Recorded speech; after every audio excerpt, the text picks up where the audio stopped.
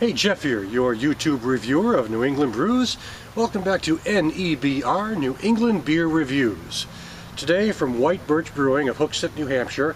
This is incredibly rare. You can only get it at the brewery, and probably only for a few days longer after I review this. But it was something I wanted to review because they only made 23 bottles. If you look at the label, it shows you this is bottle number 5 out of 23, and I guess they made some kegs of this one. But this is their small batch ale, and they do a lot of these small batch ales from time to time for various purposes.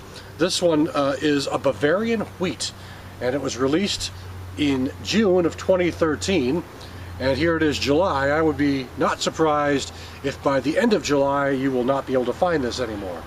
Comes in with an ABV of 5.5% ABV. So it's a Bavarian wheat, so let me pour it into a wheat or hefe-weiss glass. Nice tall one here for Hector. Well, I'm already liking the color on this. I really am. There we go. Fill it right up here. Okay, I'm serving this around 50 degrees, and White Birch routinely states in their labeling that their brew should be served between 50 and 55 degrees. So that's about what I'm doing. I have here a nice looking, rich, deep amber color. Great carbonation. Obviously a humongous head. That could be the fact that it bounced around a little bit in my car driving it up the road to get it home. So, but still, it's a nice looking beer. It's a handsome looking amber color. This sort of dark copper brown. It's just a color I like. Right away, an enticing beer. So let's check out the aroma on this. Okay, there's some roast. Toasty roasty. A little roasted malt going on here. And the wheat is there. Not quite as omnipresent as other wheats, but it's there in the background. I'm getting more of a roasted malt, a little bit of even a hint of some spices, maybe akin to clove. Yeah, that might be one of the things I'm getting. Something clove-like, allspice. You know, that kind of thing. Something common in the Belgian styles. So it's a very enticing, pleasant aroma. I have no complaints there. Let's check out the taste.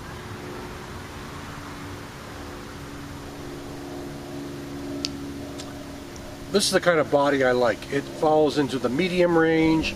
It's got a level of boldness that just makes it enticing, reminds you that it's something beyond your average beer, but not too bold as to weigh down the palate. Now the taste on this, the wheats, as I said, are on the nose, but they're much more subtle considering it's a wheat style. I'm definitely getting a good roasted caramel malt sensation. I mean, in some respects, this is much like a craft pale ale, but it does have something else going for it here. The wheat is there in the background. There's a slight spiciness going on that just gives it an added little oomph and a little boost to it. Has a lingering finish, but it's not a real hopped up bitter finish. It's just low to moderate bitterness, but it does linger for a little bit.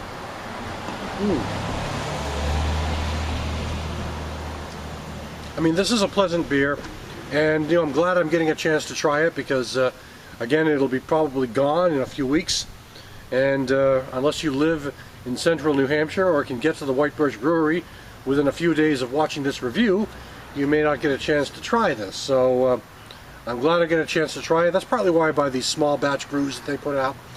It's a chance to try something that no one else really will get to try too often.